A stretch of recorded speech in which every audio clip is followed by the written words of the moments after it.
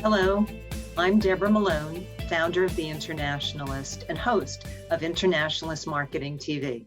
Today's guest is Stephan Loerke, CEO of the WFA, or the World Federation of Advertisers.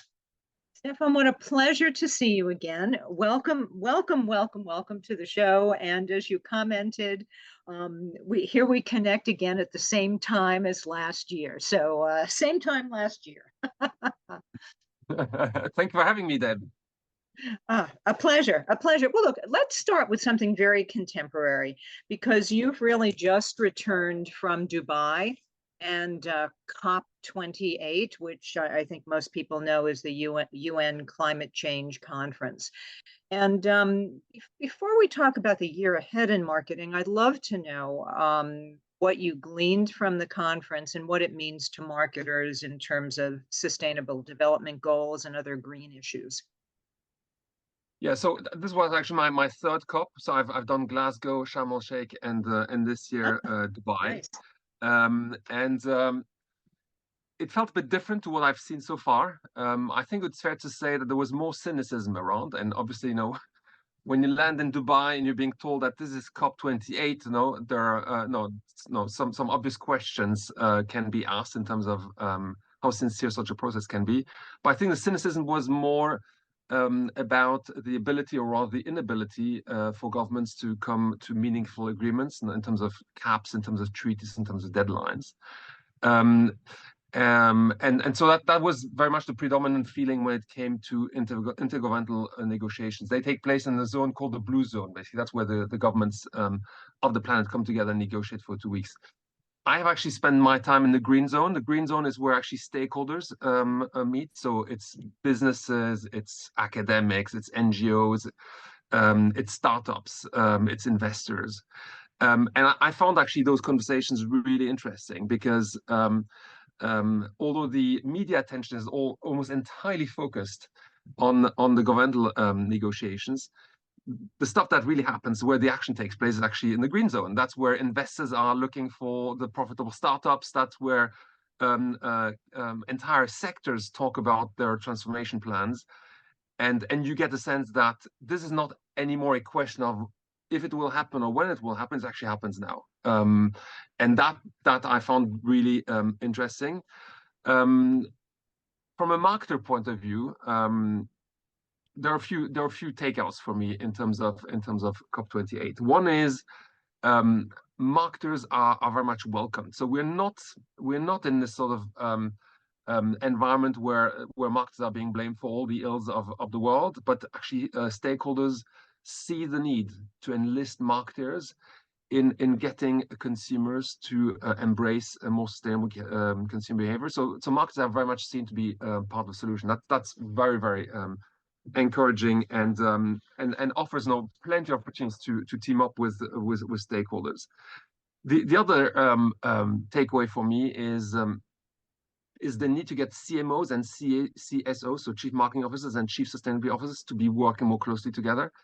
When you look at those companies that have started to crack, and I want to use a language that is humble, but that have had at least initial success in cracking the challenge, it is those companies that have gotten CMOs to think more broadly about their roles and actually engage from the sourcing to the disposal part of the value chain. Think about, for example, IKEA and their second-hand furniture market.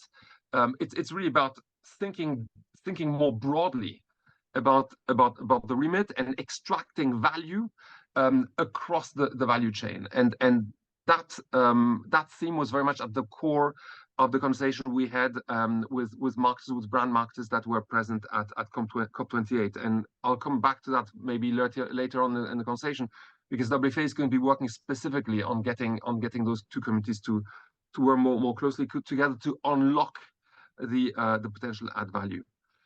I like that you say that, because I think that it takes marketing I don't know if you want to say back or forward to a role where marketing has to have a role in the entire business process.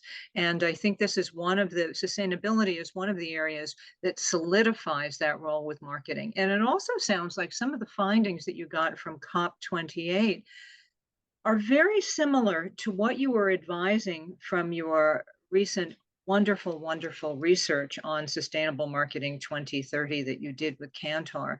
I was very impressed with that study because it offered such guidelines to marketers, and it also did what you said in that marketers were welcome. They were not the problem.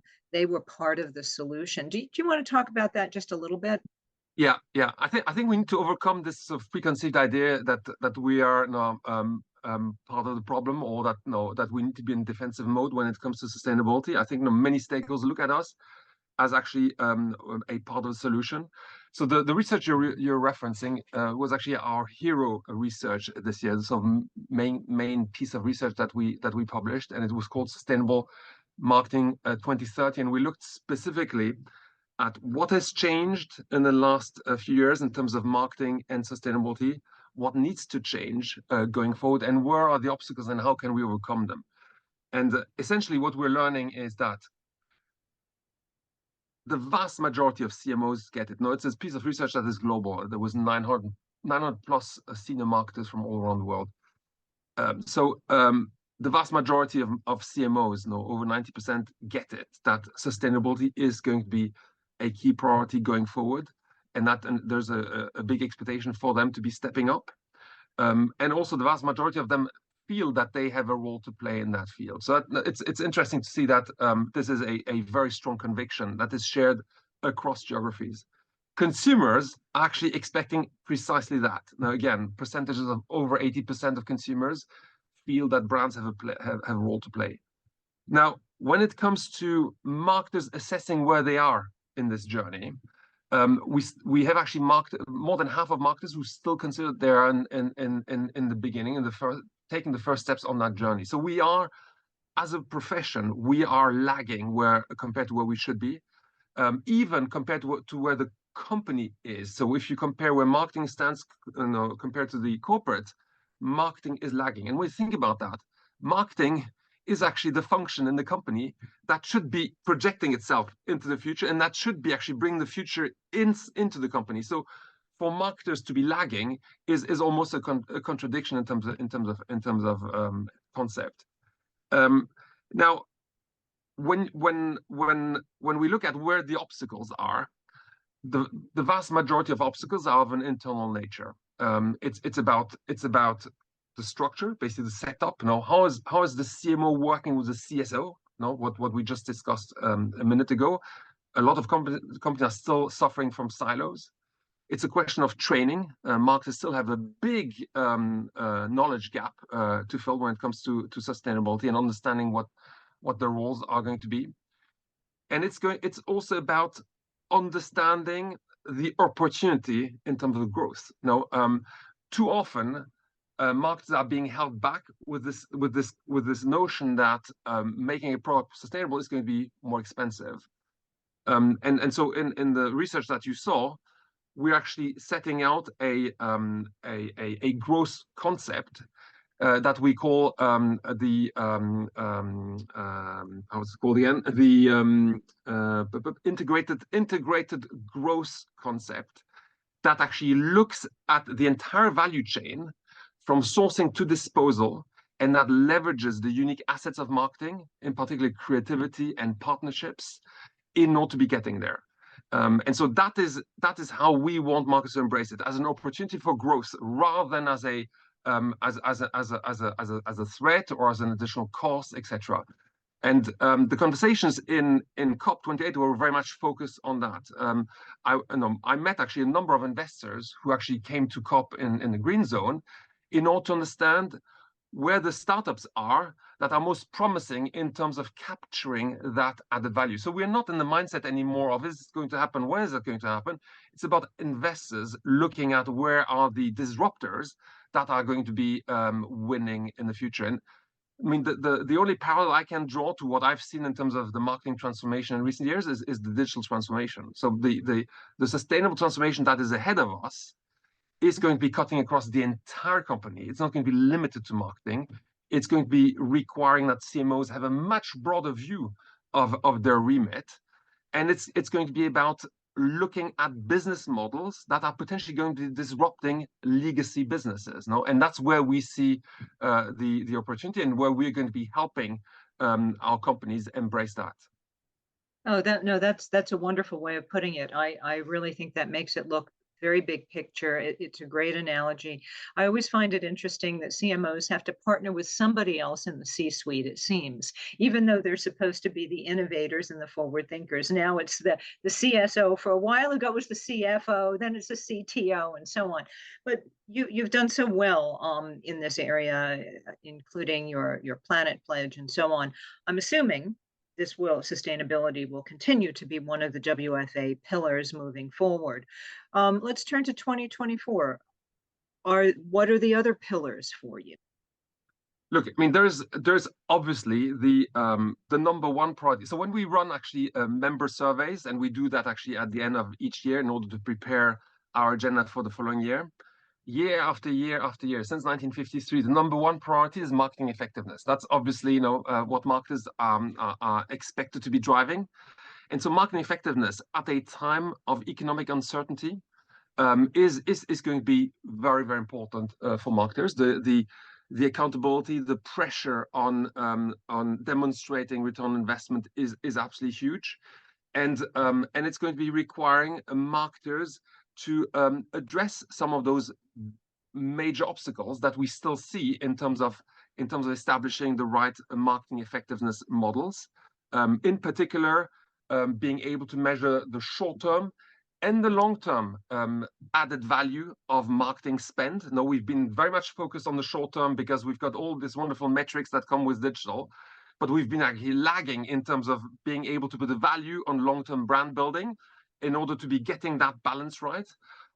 We're also looking at how can we make sure that marketing, media, insights, sourcing, and CFO actually work much more closely together in order to be driving that marketing effectiveness agenda. It was actually the theme of our Forum Connect in New York in November. And you can see that many companies are still very much focused on that, and we're going to be helping them into 2024 as the pressure on accountability is going to be increasing. One of the project that is directly linked to that, and that's going to be a big priority for us next year, and I'm very excited as I look to 2024, is our cross-media measurement project. You may have heard of that. So we have set out a vision that we consider to be the future of measurement from a brand owner perspective, which is about looking at how can we establish an integrated cross-media vision of the reach and frequency effectiveness of our campaigns with consumers. Now, today, we still operate in largely legacy models with measurement for TV sitting alongside out of home, sitting alongside press, sitting alongside display. And that, from a marketing perspective, back to our conversation about marketing effectiveness, is simply not tenable anymore. So we've set out this vision of a holistic measurement. We are working and have been working now for the last 4 years with key partners across the industry, major brands, major agencies, major platforms, and media owners in building actually a software that is going to be enabling us to fuse the measurement data of a number of different media in a privacy protective way in order for us to have an integrated view of the measurement. This project is coming to fruition next year with 2 pilot projects, one in the UK, one in the US. And so we should be having hopefully initial data demonstrating how that can actually help marketers make better informed choices. I think this is good news for the entire advertising industry, because an industry that is becoming better at measuring how it connects with consumers, how often it reaches them, how effective its ad spend is an industry that is in the end more relevant to consumers and therefore more in touch with consumers and therefore more likely to deliver on consumer aspirations. And so I think it creates a better foundation for ad spend going forward. And when advertisers have high levels of confidence, they are more likely to be increasing their spend. So I think this is potentially good news for the entire industry, and we very much look forward to the initial results of our pilot. No, that sounds like an extraordinary undertaking, and I can't imagine what's gone into that, particularly if you're talking about software and dealing with even privacy protection issues and so on. I mean, it is quite extraordinary to be able to do that. Now, I mean, I hate to ask you this because I think it's been asked too much, but there's two letters that are on the tips of everybody's tongue these days, and that's AI. And I know in some cases it's been named a word of the year. Just out of curiosity, I mean, I know AI is so wide, so broad, and so wide ranging, and this is and people have been using it for ages, and it affects marketers in different ways. Any comments on it, or any initiatives that you might have in guiding marketers on ways to look at it? Yeah, so Gen AI would probably qualify for the marketing word of the year in 2023. Let's see what comes out in January, but I would suspect it's probably going to be at the very top. And clearly it is a key theme for many of our members, given its unique ability to create text, to create content, to create images and videos, and there's potentially a huge added value for marketers. We just run actually a big piece of research among our members to get a sense of where they stand. No, is AI still a future project, or is it actually reality today? How excited are they about what are they excited about, and what are their concerns, and where do they need our support? And the thing that struck us is actually AI is not a future project. It's actually happening now.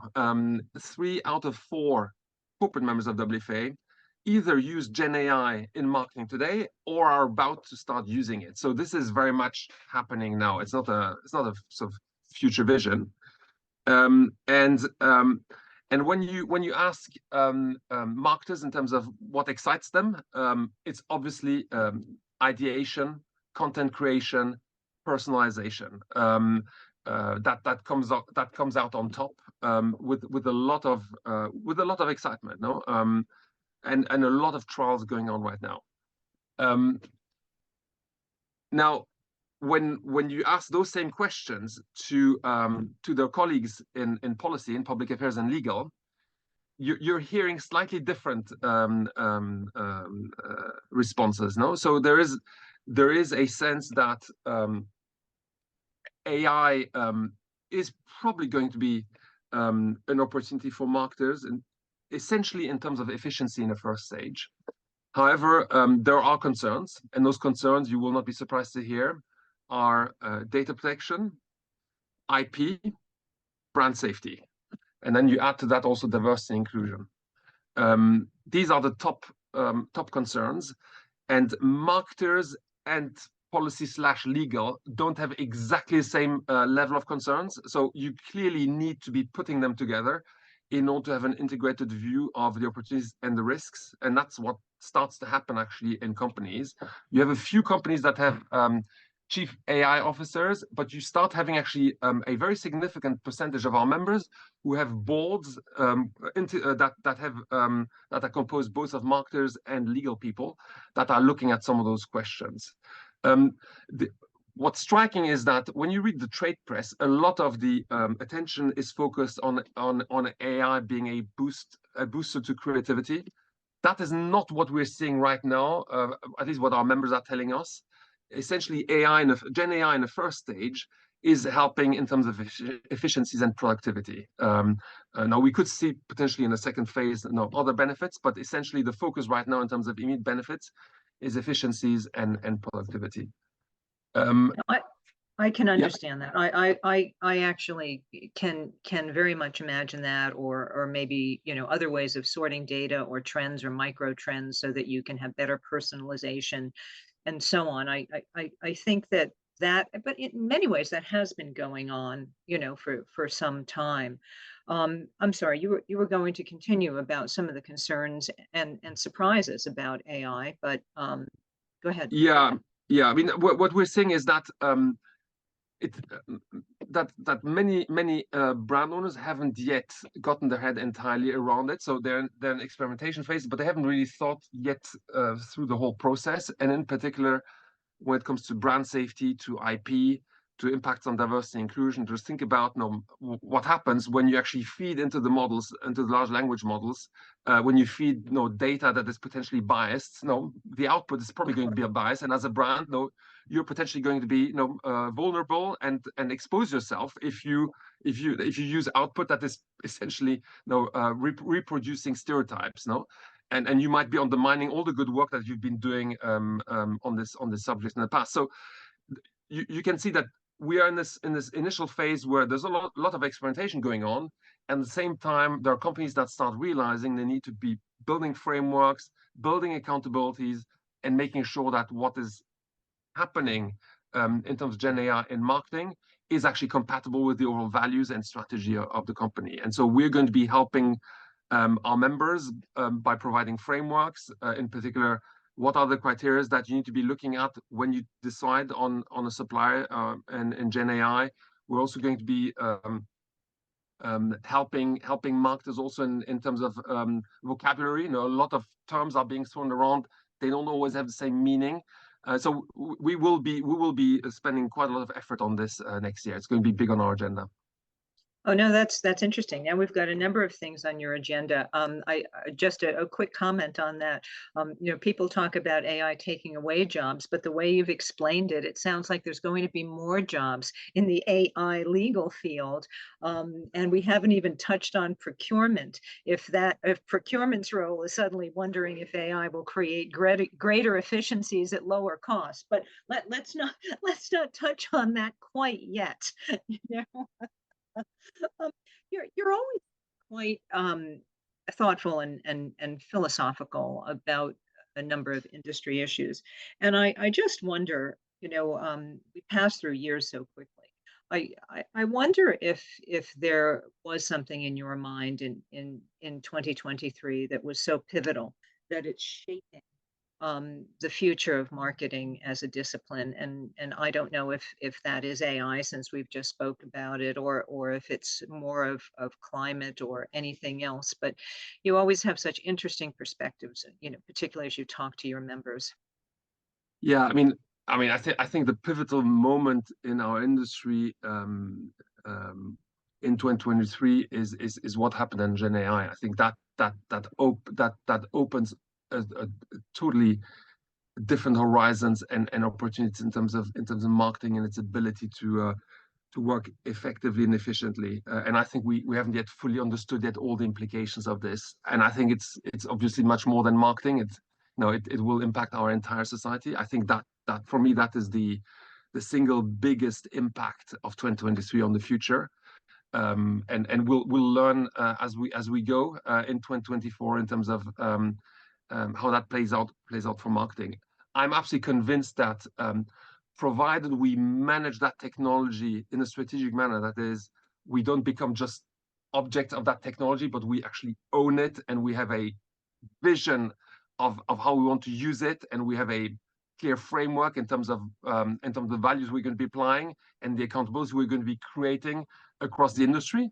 I'm absolutely convinced that this is going to be a force for good. And so our role in WFA is to be creating that framework, creating those accountabilities, enabling also transparency across the industry, so that the AI is being embraced as a technology in a manner that is acceptable and sustainable and responsible. That's going to be our big task next year, and I can see there's a lot of appetite from members, to be working together with us to do that. Because as very similar to brand safety, 4 years ago when we launched GARM, these these things, you can only achieve them with scale. I mean, you can only build them across the industry, or they don't exist. There needs to be a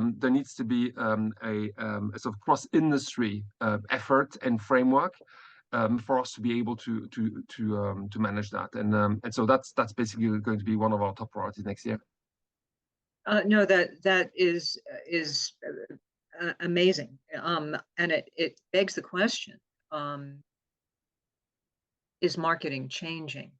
Is this causing marketing to become a different discipline? And I guess that answer could be very much individualized based on certain company beliefs and so on.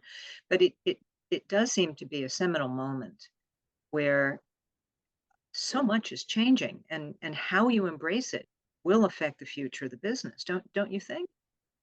Yeah, it's a good summary of 2023. So much is changing and so fast. Look, I think the seminal moment for marketers is the multiplicity of challenges they need to get their heads around. Now, we've talked about marketing effectiveness and the pressure to deliver return on investment, and to be basically delivering on the growth targets for the company.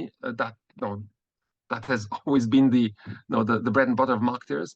But you add to that mix, all the additional challenges that are impacting marketing, and that will require marketers to step up, and you have actually a pretty powerful cocktail, and pretty challenging cocktail. And that's very much what makes the CMO role such an exciting but also such a challenging role going forward.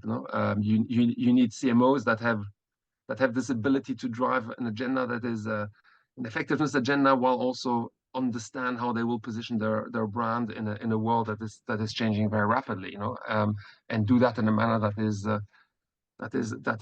sustainable. So it's quite a challenge, and in many respects the CMO is at the core of many of those transformations. No, you said it remarkably well. And I think you're absolutely right. And not that it's a chicken or egg thing, but is it the CMOs at the top of their game that drive the industry, or is it the discipline of marketing and what that scale and sweep entails that drives the industry? And that's, again, that's maybe a little bit too philosophical for a chat about 2024. But just to ground it back, I recall that you go to Davos every January. Are you going this year? It's not decided yet. Some of our members will go. I'm just curious. So we work, as I mentioned earlier in our conversation, that we're working on getting the CMOs and the CSOs to work more closely together. That's probably going to be a theme in the fringes of Davos, and so we're working potentially on having a get together in Davos on that occasion. The idea is very much, you drive change with CMOs in the way they look at their roles through case studies rather than through academic theories. And so it's about demonstrating how collaboration between CMOs and CSOs can drive change, in particular when it comes to sustainability. And so we're looking at potentially having this as a theme at one of the fringe events in Davos.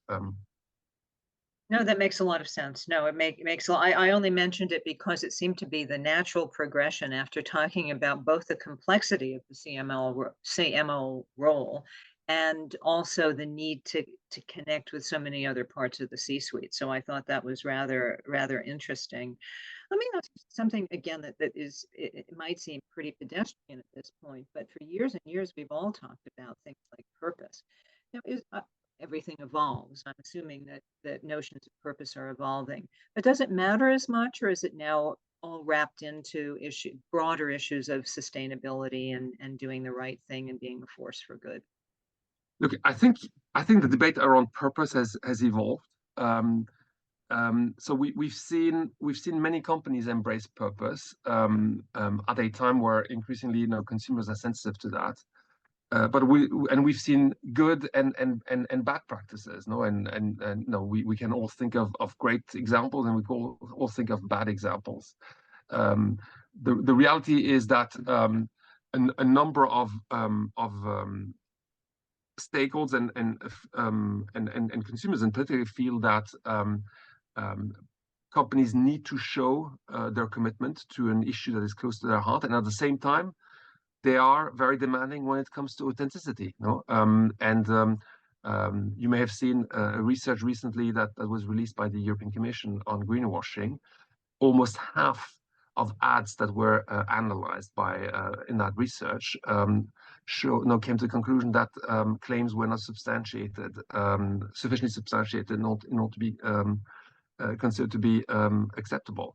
And so you've seen a sort of first purpose wave where lots of companies have enthusiastically embraced it, but only a section of those companies have done it in a manner that is credible to consumers, and the others have not.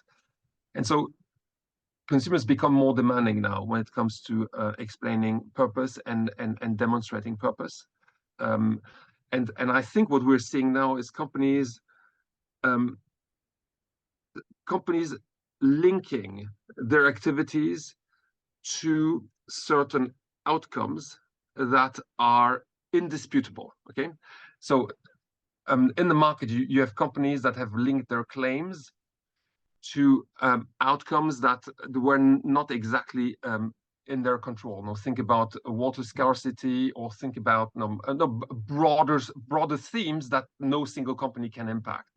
And therefore, where you can have actually obviously a conversation in terms of how meaningful is the impact of this brand on the overall purpose that they attach themselves to. You have other companies that have actually taken the approach of linking their brand's activity to a very specific purpose that is absolutely measurable, and where there's absolutely no discussion in terms of the outcomes and the impact of the product on that purpose. And I think increasingly, as consumers become more demanding, as regulators become more demanding, you're going to be seeing companies, when they embrace purpose, do that in a manner that is indisputable. Otherwise, the risk in terms of reputation is going to be big. So a long answer to your question, I think the consumer appetite for that is still very much present, but the expectation in terms of authenticity and proof has become much more demanding, and that is where brands will have to be very thoughtful in terms of how they formulate their purpose. I think that's well said, and like it or not, it goes back to things like effectiveness and so on, in a different vein, of course. But it's the realities of modern business now.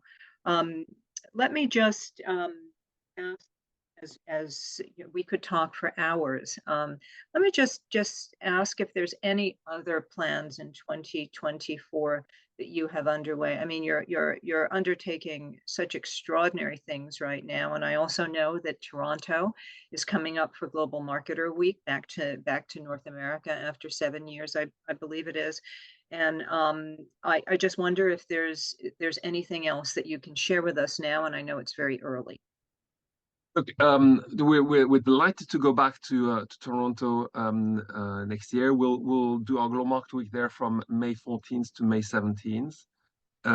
It's going to be, we're working on the program. It's still early days, but we've already announced some really exciting speakers, and we've got Marcel Marcondes from AB InBev, who's driven an incredible revolution in terms of culture, marketing culture, and culture more generally across the company. We've announced the CMO of Nissan. We've announced the CMO of IBM, CMO of PepsiCo.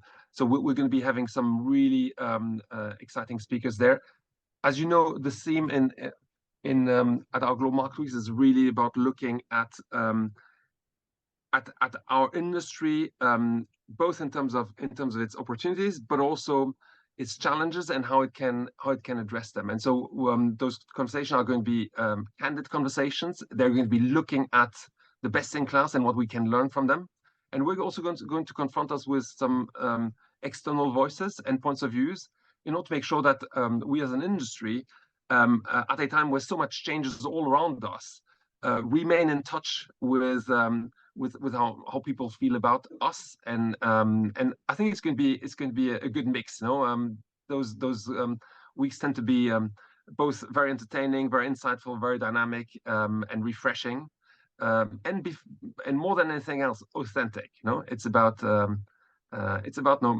looking ourselves in the mirror and at the same time being very confident in terms of our future. So that's going to be the overall theme of Toronto. Well, that sounds wonderful. And speaking of words and words of the year, I believe that authentic was the Webster dictionary. Don't quote me on this, but I believe it was the Webster's dictionary word of the year. So somehow authentic is truly permeating society in general. So now that I've mentioned words, and I know you're an optimist, if you could suggest one word or phrase to characterize the coming year, 2024, what would it be? I'd say the need to lead, the need to lead. So Nice. we have a pretty challenging year ahead of us. Lots of uncertainties. We cannot look to one specific election or one specific outcome in order to solve all our issues. I think we will have to take responsibility individually and lead and do the right thing at our level. And that's why I think marketers have a role to play, an important role to play. We've talked about climate, we've talked about diversity inclusion, we've talked about Gen AI, and it is for us to be taking our responsibilities and to lead and do what's right on the basis of the values that are right and in a manner that's sustainable longer term. And I think that applies across many stakeholders in the industry.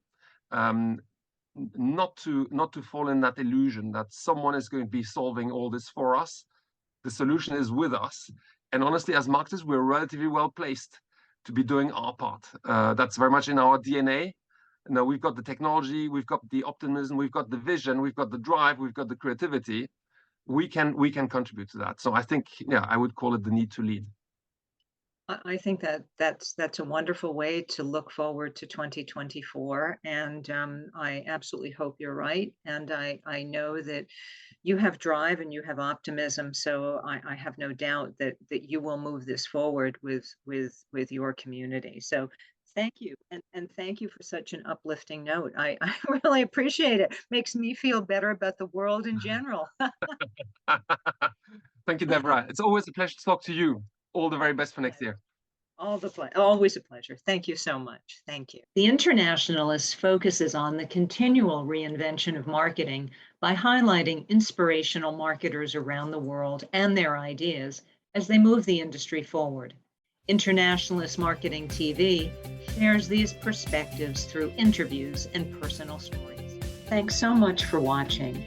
If you find this kind of content helpful, please click like or subscribe. Again, thanks so much.